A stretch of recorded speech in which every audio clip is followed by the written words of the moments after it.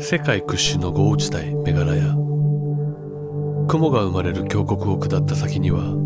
何世代にもわたって育てられた橋があります。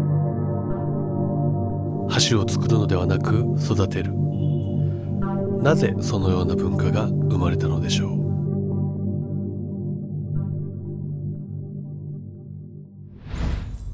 インドメガラヤ州州都シロンを出発します。標高1500メートルにあるシロン。避暑地として発展した町だけあって久しぶりに肌寒さを感じる夜でした。目線を下げるとところどころに赤い吐き捨てられた唾液の跡が目立ちます。もうおなじみですが林道です。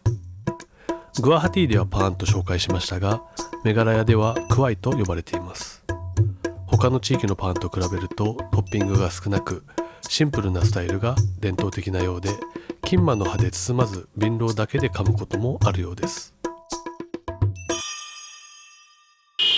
メガラヤではクワイは単なる嗜好品ではなく、客人が来たらとりあえず出すおもてなしの習慣となっています。我々が客人にお茶を出すような感じでしょうか。シロンではもう一つ印象的な光景があります。インドの多くの町ではオートリキシャーが主役ですが、坂道の多いここではほとんど見かけません。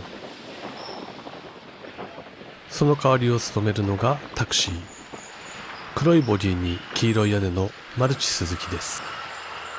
日本のスズキとの合弁で生まれた小型車がシロンの街を駆け巡っています。シェアタクシーになっており、メーターはなく区間ごとに定額が決まっているようです。見知らぬ人と肩を寄せ合い、後部座席に 3,4 人、助手席にも2人乗せるなど限界まで詰め込んで狭い坂道をすり抜けていきます。超小型の路線バスとでも言えばいいのかもしれませんね。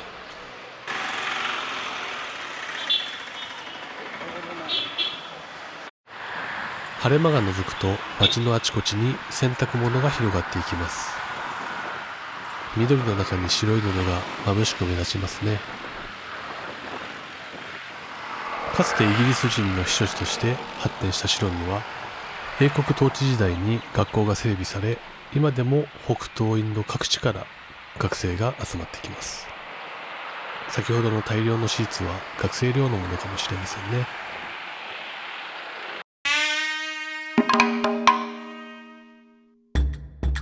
インドでは衣類を洗う人々をドービーと呼びます。洗濯を生業とする人々で今も各地に残る職業の一つです。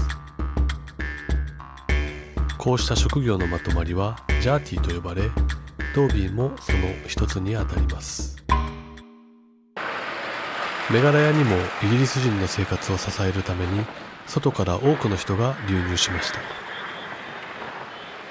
もともとこの土地にはなかった職業もそうやって持ち込まれていったんでしょうね。さて、今回は立ち寄っていないのですが、メガラヤでぜひ紹介しておきたい村があります。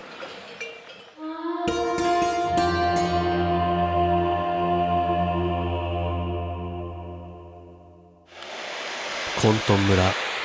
口笛の村と呼ばれる場所です。この村では子供が生まれると母親がその子のためだけのメロディーを作ります。名前の代わりに使われる世界で一つだけのメロディーです。カーシュ語でジングワイ・ヤウベイ、最初の女性先祖への歌という意味だそうです。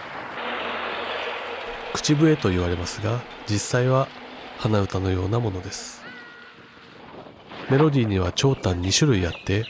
遠くにいる人を呼ぶときは2、30秒ほどの長いものを、近くにいるときはその冒頭だけを歌います。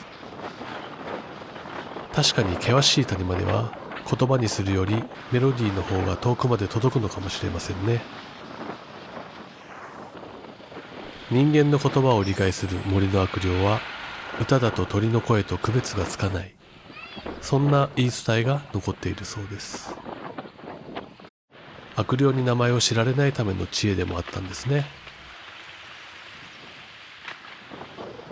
そのメロディーはその人が亡くなると二度と使われることはありません。メロディーはその人だけのものとして静かに消えていきます。ロマンチックな文化ですよね。彼らが呼び合う姿や自己紹介のメロディーを聞けますので、コントンビレッジでぜひ検索してみてください。もちろん僕も行きたかったのですが、当時は道が途切れており、途中からはトレッキングで行くことになるという情報があったのと、宿泊施設の情報もつかめなかったので、チャリ旅という性質上諦めました。今では車でのアクセスも可能になったようです。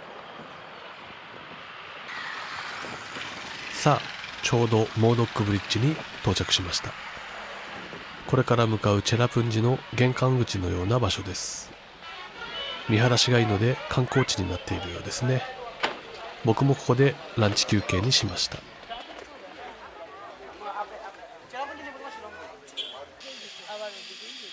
V 字に切れ込んだ峡谷が突然視界に広がります。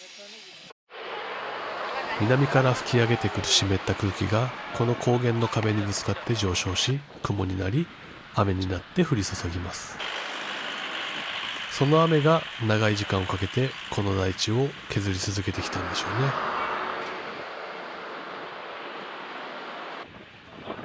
先ほどから晴れてると思ったら急に曇ったり、雨が降ったり、そしてまた晴れたり、短い時間でどんどん天候が変わります。これがこの土地の特徴のようですね。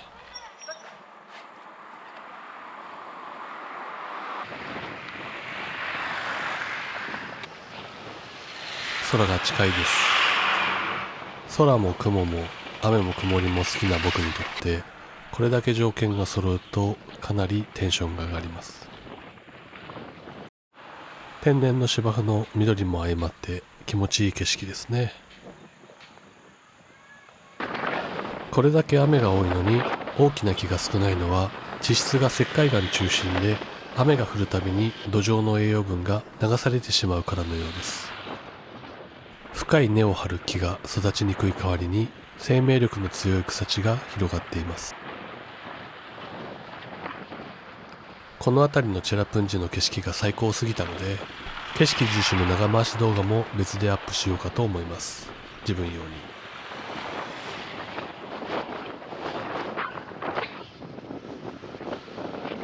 絶景をしばらく進むと、どんどん雲が近づいてきました。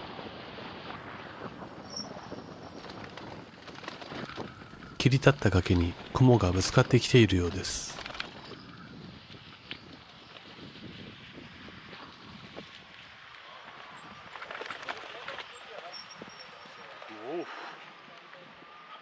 どうやらこの先は雲たちの世界のようです。まるでラピュタにでもいるような感覚ですね。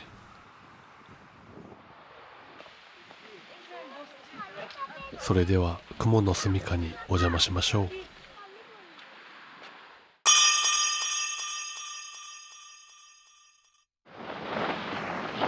チェラプンジ、今はソーラという名前に戻りつつあります。植民地時代にイギリス人がつけた呼び名が長く使われてきましたが、本来の呼び名はソーラ。雲の住処、ソーラ。すでにゲームで使われてそうなかっこいい名前ですね。そのソーラに到着しました。ここは世界屈指の豪雨地帯として知られ、1861年7月には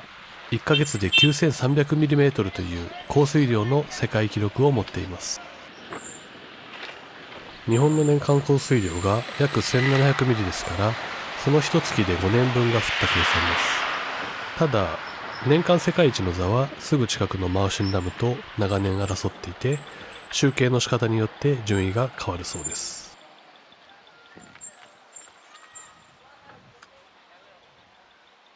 何か男性2人が黙々と矢を投げています。弓は使わず、ただ手首のスナップだけで細い的を狙っています。実はメガラヤにはトーティムという弓矢を使った伝統的な賭博が深く根付いていて、大人たちにとってそれは生活の一部であり、かなり熱くなるものらしいです。矢の的中数を予測するものらしいので、宝くじのようなものですかね。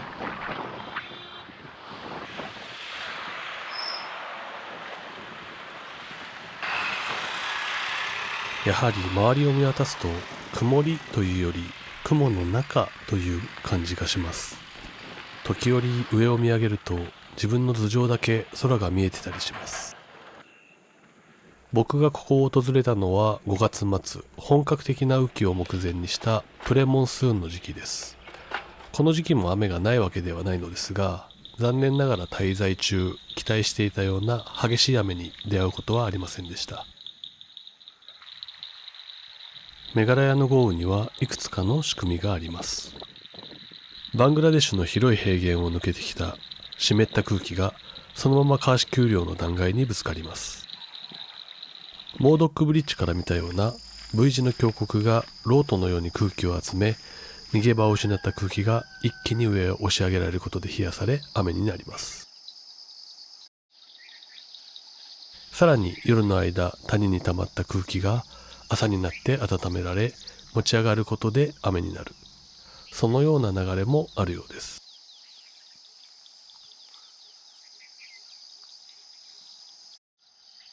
ここでは地形そのものが雨製造機のような働きをしているんですね。雲に横から包まれるように感じるのもメカニズムを知ると少し納得できる気がします。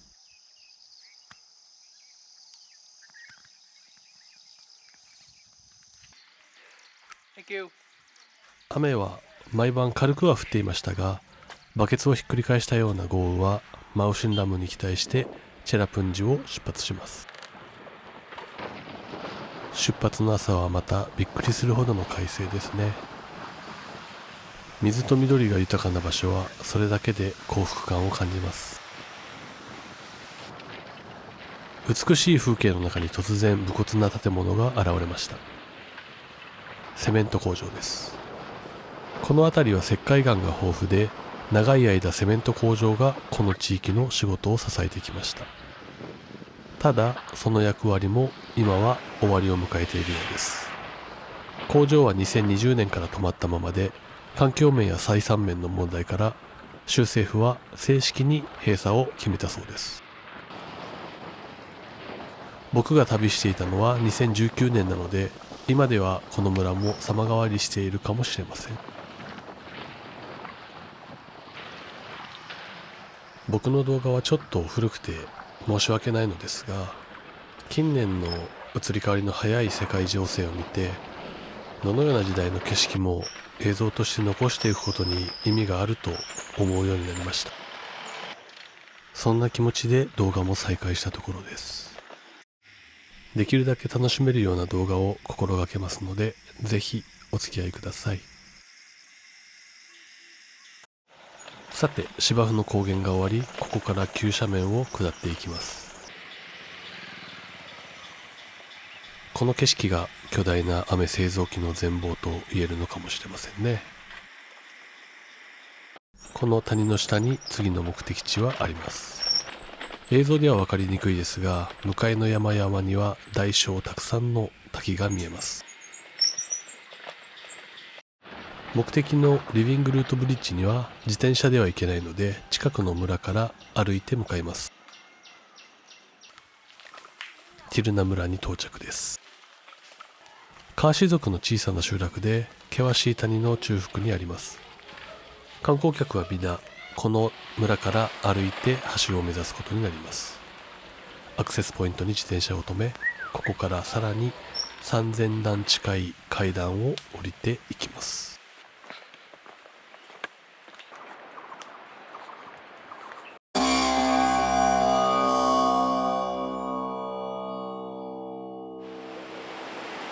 リビングルートブリッジ、その名の通り生きた根っこでできた橋です。木を切って作る橋ではなく、ゴムの木の根を竹などで誘導しながら対岸へと導き、少しずつ絡ませていくことで橋の形になっていきます。急な斜面と深い谷、そして雨が降ると一気に増水する川、今ではこのように丈夫な鉄製の吊り橋もできていますが、かつては木で作った橋ではすぐに流されてしまうため、橋を育てるという方法が選ばれたようです。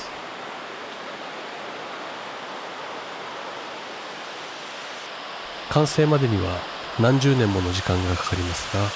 普通の建造物のように古くなるほど弱くなるのではなく、成長とともに強くなっていきます。村の中で手入れされながら世代をまたいで引き継がれていきます。橋そのものだけでなく、それを育てる知識も伝え残されてきました。生きる橋と共に生きるノンリアット村に到着です。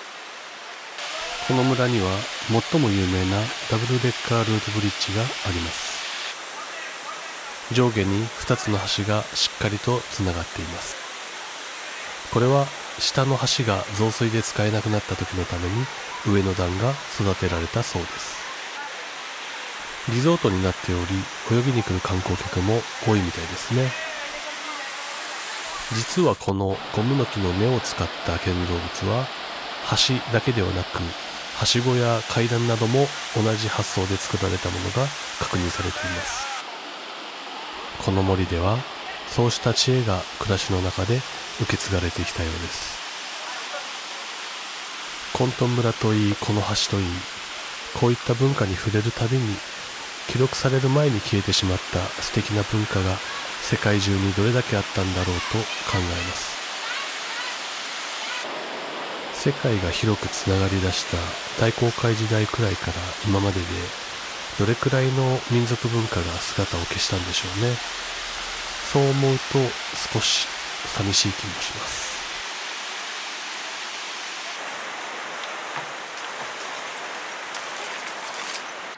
さあ、またティルナ村まで戻って今日の宿泊場所へ向かいます。実はこの時僕は一つ賭けをしていました。このままティルナ村からさらに山を降りて麓の村で宿泊するつもりなのですが、そこからマウシンラム川の山に川を渡れるのかどうかわからない状態なんですよね。以前の動画で話していた道が続いているのかわからないポイントがここです。もし渡れなかった場合、またチェラプンジまでこの急な坂を登ってさらにシロン近くまで引き返すことになります。どう考えてもそれは辛すぎるので、最悪橋がなかったとしても自転車と荷物をばらして何往復か泳いで渡るつもりで麓の村シェラに向かっています。最悪のパターンは川が増水していて泳いで渡れない場合ですね。こういう時普段は下り坂最高なのですが、下れば下るほど不安が募ります。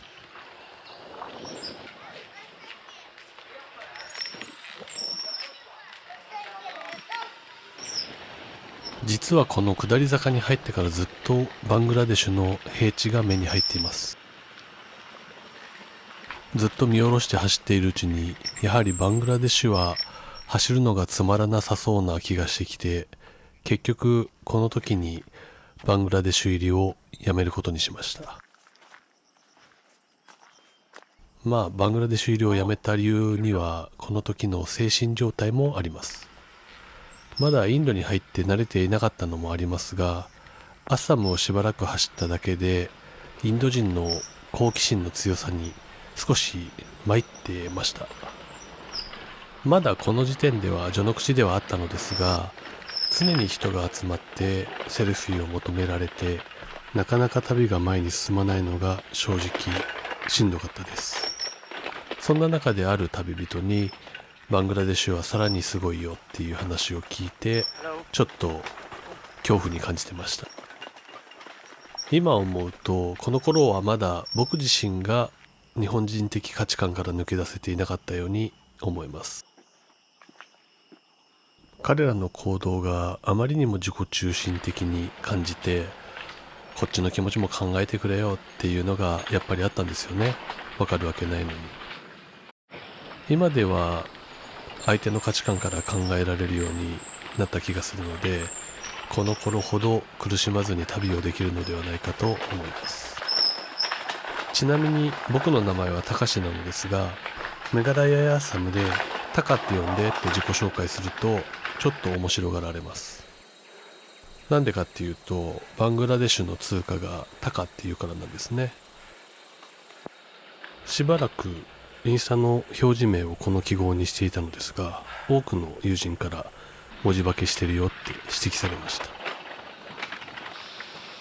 本当は様々な問題を抱える国なので非常に興味があったのですが、また自転車じゃない時に行きたいと思います。暗くなってきましたが、ようやく麓の村シェラに到着しました。シェラはバングラデシュの平地とカーシ丘陵の間にある小さな村です。住人の話によると宿泊施設はあるようなのですが、どうやら自治体の運営のものらしく使わせてもらえませんでした。さすがにここまで自転車で来る外国人はいないのか、これまでの村より警戒心を強く感じましたね。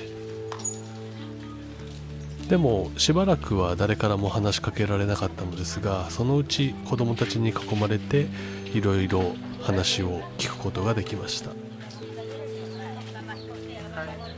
バングラデシュの平原寄りの山から降りた場所なので、平地寄りの民族が暮らしているのかと想像していましたが、ここもカーシ族の集落のようです。